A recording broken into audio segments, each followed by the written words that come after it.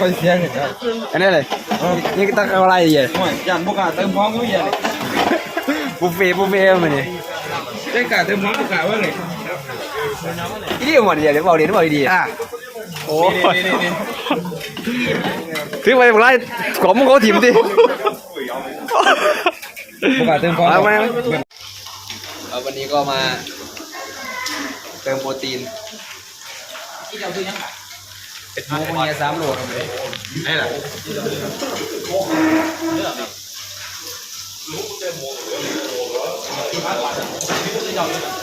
เห็นหน้าเครื่องนี้ครับเรื่องเขาบอกก่อนบอกจังมาว่า เรื่องของก่อนไฟเบา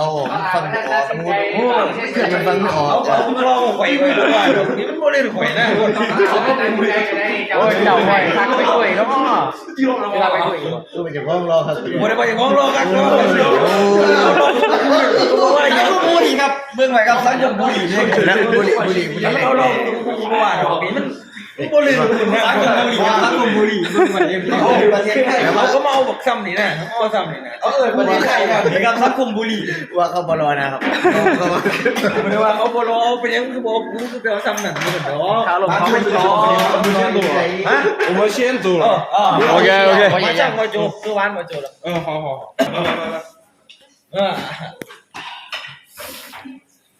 มาบัดได้ก็มาต้นหลังเขาปิดเนาะ เขาเก็บของแล้วครับเขาไปถึงเมื่อมือ ยังก่อนมันจนไรเมื่อเอาเต่า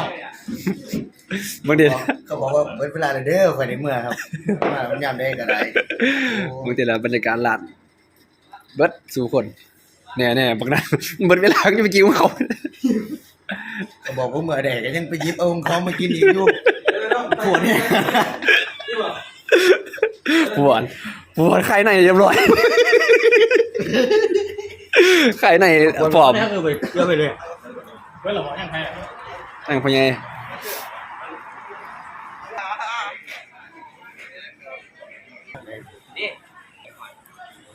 ยังครับทำเลยครับ ผมจะรีวิวร้านหนึ่ง รีวิวเนี่ยเป็นยังคือเขาบอกเวลาก็ยิงเขาอีกอะ ยากมันเสียบมันยากนะครับมันเสียบมันอิ่มแห้ง ต้องแยกเทกัวคือเทกัวตัวไหน ไม่แรกๆก็ตักเอาเต็มถาดเต็มถ้วยเขาบอกว่าจะตักหลายๆเข้ามา ตักเปรย์แล้วเนี่ยตีมันได้หลุม ตักหลายๆเข้ามา นี่แน่ คุณนึกสึกยังไงที่ทำของเขาหล่นทิ้งครับ มันเป็นเนี่ย3 โลอยู่หย่อนอยู่บ่ เนื้อประมาณ3 โลครับที่ทำกัดทิ้งนี่ ก็เดี๋ยวประมาณโลนึงครับต่อบันไดเฮียของเขา เพราะมันได้เฮียเปล่าไร ตักเต็มถาดครับเขาบอกว่าตักไปหลายค่อย เอากระปาก กินเบิดเขามาตักก็ได้มาแต่เขาว่านะโอ้รับบ่ได้ก็เพื่อนปวดแห้งกันนะ วิโซมาเบิ่งของมือครับนี่รีวิวครับแม่มันนุ่มตากแห้งครับเอามาอันนี้ไอ้ จงวันเจ้าสูจัว สูจัวเนาะ สูจัวด้วย เขาเอิ้นว่าสูจัวเนี่ย สูจัว แม่นบ่ แต่ว่าเป็นแนวบักย่อมแนวบักย่อมตากแห้งเอามาเจ้าหู ราคา300 กว่าบ่ได้นี่ดี เดี๋ยวขันบนผู้สาวก็บ่ซื้อดอกบ่เป็นผู้สาวก็บ่ซื้อ เอ้ย ไอ้ตัวนั้นตัวผู้สาวเจ้า รีวิวยังเกาะ ฮะ สูยังเกาะ สูจัว ต้องอัน ตัวกำไรข้อมือครับ อันนี้แนวบักย่อมครับตากแห้ง หาอยู่อันตนี้ ก็พวกมื้อนี้ที่เป็นพวกแนวบักแต่ได้ยังมาเจ้าหูใส่เอานะครับ อันนี้ไหนยังนี่ ฮะ ได้ 那个一下子这样 อันนี้เก้นอันนั้น ย่างบ่ 325 ไอ้บักย่าง ยังอยู่อ่ะ 我刚才我觉得最低的了，真的， ยัง อ๋อยังดี 国 ว่ะ 外都很便宜的。งามไป พวกนี่บักกอกนี่อันนี้นะมาเจ้าหูเอานะ ดู700พี่โอ้ไปทำนั่นล่ะสิมาก็ได้พี่ มาหันถือไปเท่าไหร่ครับมันนี่ ฮะ ถือไปเท่าไหร่ เก็บ700กว่า จัง ของมันตรงนี้ นี่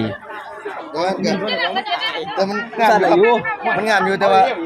ลำบากจะหาได้นะเอาเนี่ยผมโยมมาเจ้าหูใส่เอานะเนี่ยกอกเนี่ยเจ้าหูใส่ได้ครับ ไปซื้อไปฝากผู้สาวบ้างวะ นี่ เอาแบบนี้พวกงามอยู่ เดี๋ยวเราจะเอาตัวนี้เนาะ เอาข้าน เอาการซื้ออุ้มปุ๊บ 很便宜的， หายเคย โอ้มีงามป่ะยังบ่ 那个和这个是一样的，一样ป่ะ对，这这个他俩是一样大的， อัน 这 นี้ 个 เป็นเหรีย 大 ญ 一 ตัว 点， ชื่อตัวเสียนะ เอาเป็นหนึ่งกินกับล 这 ว 个 ก 不一样，这个 เอาไปกินลวก 这个价格不一样 เอา。ไปหนึ่งกินกับหนึ่งปาล์มกันอ่ะสี่ตัวตีไปเลยชิมาโปรแม็ก อุ่นแรกลิง แต่ว่า พี่เหี้ย 支付宝到账149元。 นี่ไปใส่มาดิ ฮะ นี่ไปใส่มาดิ หาเราเฮ็ดคน ปวดทีมงาน จริงๆหาเราเฮ็ดคน ปวด 300 หยวน เบิดไปแล้วมื้อนี้ เบิดแล้วเบิด3,000อ่ะ เงินออกมือเดียวบ่อยู่มุมเที่ยงคืนเลย อยู่บ่ได้ ออกถุงไว้บ่คานว่าซั่น โอ้มันคักแห้งไวแห้งที่ว่าน้ำเงินเนี่ยจะมันออกไวแห้ง เป็นบ่อยากอยู่เนาะ มาเท่าได้ใส่ตอนนั้น มันจะมีมามันจะออกโหลดนะ อีแหลงเงินหอนเข้าว่ะ เฮ็ดคนมีแห้งไปหลดตัวละ เอ้า